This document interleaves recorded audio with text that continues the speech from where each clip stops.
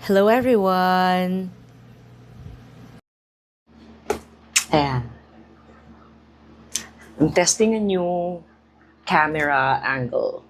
Hinaw ko daw. Kasi usually yung mga sinushoot ko against the light. Tapos ngayon, tumapat ako doon sa balcony namin. So ayan. Andito yung mga pusa ko. Ayan. O diba? Usually husband ko yung nando sa likod. But anyway, yung notes ko ngayon ay nasa sinulat ko dito kasi napansin ko sobrang dami kong planners, notebooks na hindi ginagamit, no? Parang, sayang naman, right? So anyway, yun. What I wanted to talk about today is yung tinatawag ko na lifestyle decluttering. So, we're not just talking about lifestyle na like, yung babawasan mo yung gagawin mo, hindi sa ganun.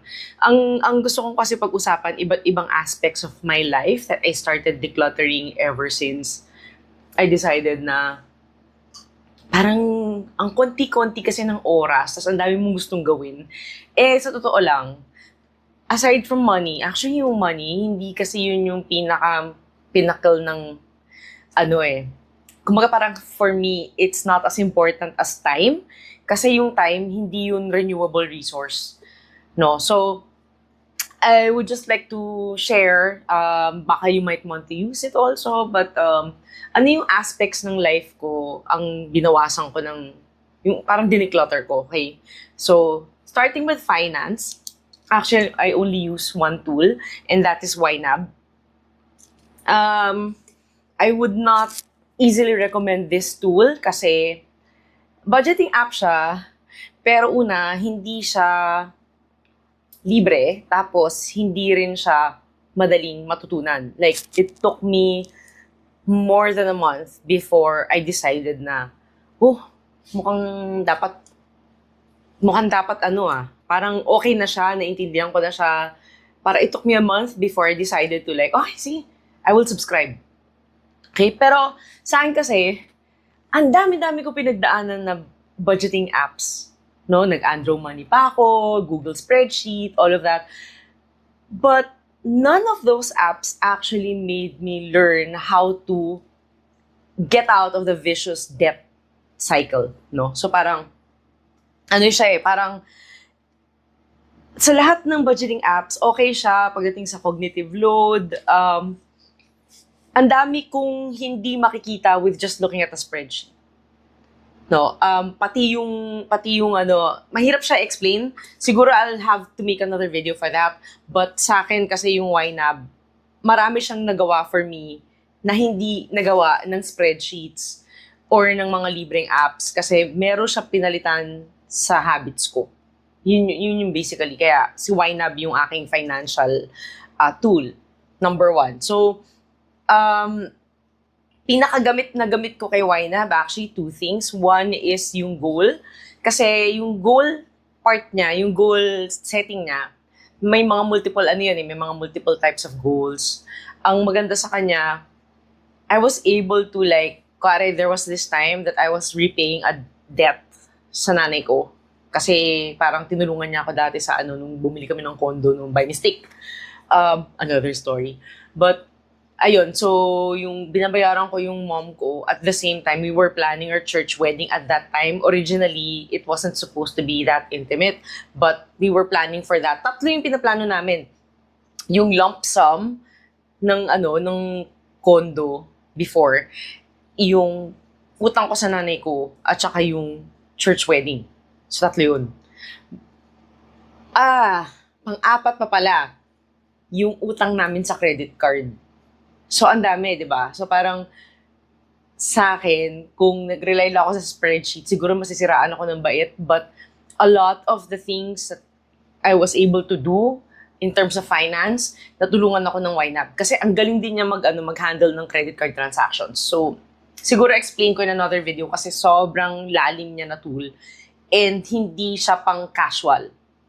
Hindi siya pang casual budgeting. Medyo malalim siya. Okay, so, yun yung sa finance, yun yung dineclutter ko. I just needed that one tool. I don't need a lot of things. No, pati yung digital banks, ano lang ba yung credit cards, yun lang. Naandun lahat.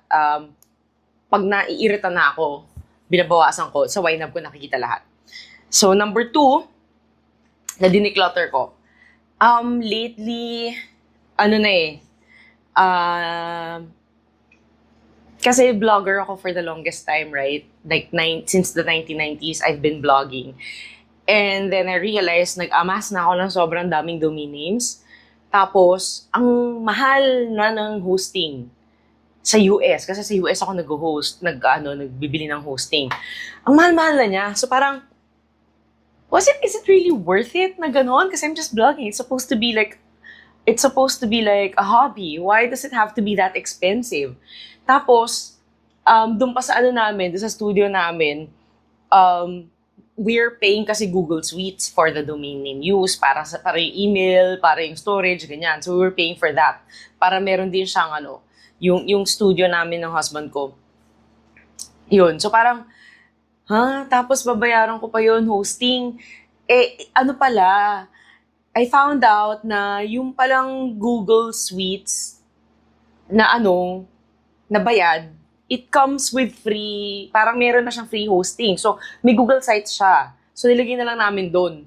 And then, I started migrating all of the paid hosting. Migrate ko sa Blogger uli. Binalik ko sa dati kasi naman WordPress tsaka Blogger lang siya. So, binalik ko sa WordPress, binalik ko sa Blogger. Tapos, sabi ko, alin na ba dito yung mga domain names na pwede kong i-let go na. Kasi feeling ko, to be honest, pag namatay ako, ano nangyari doon? Mawawala din sila, di ba? So, parang ginawa ko na lang, I just retained one domain name, tapos pinoint ko na lang siya dun sa free WordPress account. So, my blog is skysenshi.com, but it now forwards na lang. Kasi, pag namatay nga ako, ang mangyari dun, di ba? So, lahat ng thoughts ko, wala na. You know, what if some people still think na meron pa silang magagamit, di ba? So, lagi ko na lang siya dun. So, another thing, sa mga purchases, na kasi nag-start na ako nung tinatawag ko na intentional consumption. I started this kasi I feel like yung bang pinagsaspendan ko ng pera, ano ba yun? Swak ba yun sa kailangan ko, sa pangangailangan ko, at saka sa values ko? So, ngayon, dati kasi, mabot na nga ako ng both sa Shopee tsaka sa Lazada, umabot ako ng ng VIP. Tapos sa Shopee, umabot din ako ng platinum ako sa Lazada, tapos sa Shopee, parang, basta merong tier akong na-reach before, na VIP siya. Hindi na ako sa Shopee ngayon. Pinaghiwalay namin ng husband ko, sa kanya ng Shopee, sa akin ng Lazada. So ngayon, platinum. But, naiinis din ako kasi ang dami ko anik-anik na binibili, tapos hindi ko naman pala gagamitin or nakakainis gamitin or itatapon ko rin lang. Di ba? Parang it's so wasteful. So ngayon, ang binibili ko na lang is yung things na feeling ko may value talaga, like magagamit ko talaga siya, or usually yung mga kinokonsume ko, like things I can't find in the grocery. Kare, yung matcha. Wala na yung favorite ko, yung E2N, wala na yun. Dun sa may instant matcha kasi ako na binibili. Wala na siya. So, sa Lazada ko na siya bibili. So, doon na lang ako when I consume. No? Kaya, yun yung sinasabi ko na intentional consumption. And this also applies in the third part that I decluttered is yung entertainment. Diba? Oh, man. Notes. Ang gulo-gulo. Pero, entertainment. Okay, I still play Final Fantasy VII Ever Crisis kasi nostalgic ako. I will have to pay for it, but I also sometimes pay kasi syempre, galing ako sa game development industry. So, of course, you want to be able to give back din, di ba? Kasi naman na mag-demand ako ng kung ano-ano tapos hindi ako nagbabayad. So, yun. Tapos, Duolingo, I do that para lang yung brain ko gumagana pa rin siya. Ganon. So, Duolingo, I do this every morning. Ganyan. Or after bath. Habang napapatuyo ng hair. Tapos, Danmei. Huwag niyo natanongin ko ano yung Danmei, pero yan yung current addiction ko. So, ang hilig ko magbasa. Siguro short description, Chinese novel siya. And ang hilig ko magbasa nun sa mga politics. And I've learned a lot about culture, history. Actually, naiingit ako pag nababasa ako nun kasi sana may ganun din sa Pilipinas. But yeah, yun. Yun lang yung tatlong pinagkakaabalahan ko for entertainment. Kaya even, ano nga parang, ano ba to, yung consumption ko ng entertainment, ano pa rin, political, di ba? Pero, music, sa music at saka sa entertainment na na pang tao yung siguro pati sa mga pinapanood ko. Meron akong rule. Ewan ko kung kita nyo yan. Ayan. May rule ako. Yeah, this one. So, yung rule ko, meron akong rule na bago kasi sobra akong na-depress nung sunod-sunod yun eh. Una kasi meron akong favorite group dati, yung FX, Function of X, tawag ko sa kanila. May nangyari dun sa artist si Sully. Tapos ang daming sunod-sunod na yan eh. Tapos may nangyari dun sa isang artista sa Korea, si Kim Seiron. Tapos nagkagulo-gulo New Jeans. Gusto ko pa naman ng New Jeans. Tapos nagkagulo-gulo. Parang sa akin, ano ba to? Parang it's an exploitative industry. I'm sorry sa mga fans ng K-pop. I kinda nagkaroon ako ng like last year I started na I will not consume anything that exploits minors. Bawal na yun sa akin. So, again, intentional consumption. Hindi na So, actually, meron akong inaabangan na group sana, since like, oh my God, nanonood kasi ako dati ng Dream Academy. Tapos, etong mga girls na to, like, may mga gustong-gusto ko, tapos they didn't make it to Cat's Eye. Si Cat's Eye kasi naging result ng Dream Academy. And even si Cat's Eye, parang hindi na ako nakikinig kasi, I'm sorry, hindi na ako nakaka-relate sa music nila. I mean, I miss the touch era. But, so excited ako nung nag-announce ang Hybe and Geffen na magkakaroon ng Saint or whatever. So I was excited. And then yung resulta nung hinahanap nila yung fourth member, I was looking forward to that kasi I felt like yung music nila, mas makonsume ko yun. Kaso ang nangyari, minor yung fourth member, girl! Minor! And she's so young! Tapos yung songs nung group, very sensual. Parang like, I'm sorry. You're such a sweet girl, but I cannot. I'm sorry. Kasi parang, yeah. So, if I'm gonna spend my money, it's just, iwas na ako doon. Sorry tumatanda na siguro or whatever. Pero, yun. So, ngayon for 2026, meron akong playlist ng mga 80s, 90s, ganyan, yung mga music ng panahon namin. Sa 2026, ang madalas kong kinukonsume ngayon, of course, number 1, SB19. I've been listening to them since yung Go Up era nila. Nung Aurum pa yung name nung fandom nila. Nung hindi pa yan 18. No? So, SB19, love na love ko tong mga to kasi astig. Tapos, recently, like last year yata, last year. X-Love. Oh my God, I love them so much. K-pop ba? I wouldn't consider them K-pop. They're a group in Korea, but ito Uyghur yung leader nila. So, Chinese pero Uyghur. Diba? Tapos, yung isang member Taiwanese, isang member Japanese, isang member Korean, pero very dark, very beautiful, golden skin. So, parang feeling ko, brinake niya yung whatever visual, whatever na gusto ng Korea. Diba? Parang gusto ko ng ganon. I love their music so much. I bought their last album. Bala kong isa-isahin yung mga luma nilang mini albums, no? So, ayun, may bagong release nga pala sila ngayon. May bago silang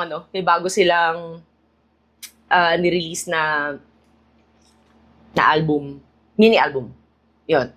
I just watch it. So, ang galing-galing. Napaka-artistic talaga. Tapos gusto ko sa kanila, una, walang minor. Pangalawa, they have a hand in the creative direction of their music. And I love that for them. Tapos, dahil sa X-Love, itong si Hyun, yung isang member, the one with the beautiful golden skin. Na-interview siya one time, sabi niya he wanted to do collab with a UK girl group, vocal group, Flow, FLO. Yun, si Flo. Oh my gosh, ang galing. Parang, ano to kaya gustong-gusto ko tong girls na to, Destiny's Child? Destiny's Child ba or TLC? Parang ganun yung vibe nila sa akin. TLC, ganyan. So, I really love their music. Lalo na yung yung Walk Like This. Medyo pilya yung song na yun. Pero yeah, I love the music. Tapos, recently, I've discovered this girl group. Again, walang minor, kaya love na love ko sila. Na-discover ko sila when I listen to like Work, yung isang song nila. Like, I'm not sure if that's the latest, but yan yung, dun ko sila na-discover. Sabi ko, ano to, acrobatics, kaloka, yung nila, yung moves nila, kaloka. Okay, so, love na love ko sila. And then, recently, they were featured in the First Take sa Japan. Siyempre, pag lumabas doon, my God, nagagaling, napaka-talented. So, yun. Yun ang currently na pinapakinggan ko sa 2026. So, that's my consumption. That's my dun ko na declutter lahat. Okay, all that noise, but it's down to this 4, at least for 2026. Nag-exist pa rin yung playlist ko, but ito lang yung parang mainstay ngayong 2026. So, ano pa ba yung iba kong dineclutter? Fitness. Okay, I have this. Naiinis yung asawa ko dito kasi ang tagal-tagal na daw nito. Like, 2023 ko naman binili. This is a Huawei Band 7. And naiinis siya kasi every time I have to change the strap, parang kailangan niya ayusin, nakakainis. Sabi niya, bili ka na ng bago. So, may 11 na kasi ngayon, Huawei Band 11. Ito 7. Sabi ko, hindi pa sira. Diba? Gamitin natin hanggat okay pa. So, yun. Yung gustong-gusto ko sa kanya, at least from the get-go, okay, yung sleep tracking, yung exercise built-in, nasa app niya. So, yung mga weightlifting ko, weight training ko, yung cardio ko, nandun sa app. So, pinipili ko. Nagta-tai chi pa ako on Tuesdays. Yung basic lang. So, doon ko rin sa app nakukuha yun. Aside from sleep tracking yun, yung calorie, yung food tracking. Dati kasi naka-separate app pa ako noon nung naka-Fitbit pa ako, and then nag-Huawei Band 7 ako noon. My FitnessPal yung ka-pair ng Fitbit. Unfortunately, I could not use my FitnessPal with Huawei Band 7. So, thankfully, nag-integrate sila nung calorie count. Actually, hindi calories yung kinakount ko, yung macros. So, na-integrate nila yun sa app. Kaya, yun, okay na. No? Hindi ko na kailangang magdagdag. Yun lang. I just needed that one app. And hindi rin ako nag-gym. Sorry. Although I do strength training every day, hindi ako nag-gym kasi may tao. Ayoko nang may kasama habang nag-workout ako. Okay, yun lang. So, yun sa fitness. And then yung last 2 ko, yung hair care. Kasi nung kabataan ko, nagpaparibanda ko palagi. Like, Diyos ko, hanggang late 2000s. Ang gastos. Tapos minsan, dahil makapal yung buko, nagrereklamo yung mga salon people, nagreklamo sila na, bakit ang kapal-kapal ng buhok, ang dami-daming kailang. Ganyan, tapos minsan buong araw ako nasa salon habang nire-rebond nila, kinukulayan nila yung hair ko. Napaka-high maintenance ng rebond. So, sabi ko, nung 2009, I would like to let go of that. So, hinayaan ko na lang yung hair ko. Natutunan ko lang na wag kang suklay ng buhok pag tuyo siya. Yun. When I learned that, okay na. And then, nung 2019, I discovered the curly girl method. Oh my gosh, yun, grabe yun. Nag-addict talaga ako doon kasi lumabas na, hindi lang pala ako like simply wavy, I was like super curly, wavy na curly, basta may curls. Tapos, nga lang yun, isa pang high maintenance yun, di ba nagde-declutter nga. So for 2019, tapos biglang nag-pandemic, tinamad na ako. Tinamad na ako. Parang, kasi kasama doon, yung isa-squish mo yung buhok mo, ganyan-ganyan, during shower. Parang, no, I don't wanna do that every time. So siguro saglit ko lang squash na gano'n yung buhok ko. Yun na. Parang ngayon, because I decluttered, I am down to like 3 products. Oo, 3 products na lang siya dati. Dami-dami ko pang ginagawa dyan. Ngayon, ano lang, hindi ko yan i-diffuse. Di-diffuse ko lang yan kung may ano. Diffuse kasi yung parang pang ano ng blow dryer para hindi direct heat yung ano mo, yung buhok mo. So, inano ko siya. Ngayon, I'm just down to 3 products, CGM friendly, but I don't have to like do all of that. I just get myself a Denman brush. That's it. Okay na yun. And then, yun lang mga products na yun. Minsan lang din ako mag-gel.